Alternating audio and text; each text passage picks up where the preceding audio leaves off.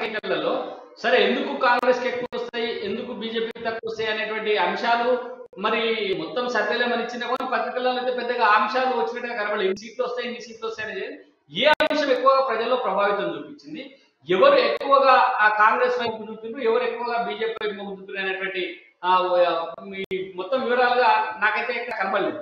ఎట్లా చూడాలి, ఎందుకని ఏ అంశం ప్రభావం కర్ణాటక ఎన్నికల్లో ఎక్కువ ఉండబోతాం?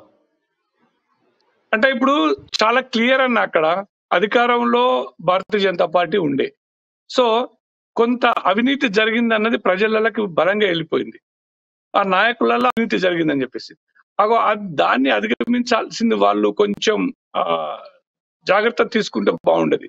కానీ ఇంకొక సెక్షన్ ఆఫ్ ద పీపుల్ ఏమంటారంటే ఈ అవినీతి అన్నది అన్ని పార్టీలలో ఉంది అని సమర్థించే వాళ్ళు కూడా ఉన్నారు. కానీ ఏది ఏమైనా కాంగ్రెస్ కు ఇంకొకటి ఏంటంటే కాంగ్రెస్ ఇన్ని రోజులు అధికారంలో లేదు కదా, సో ఇప్పుడున్న వాళ్ళకు ఇంకొక ఛాన్స్ ఇస్తే బాగుంటుందేమని అనుకుంటారు అన్న పాయింట్ ఉంది అక్కడ.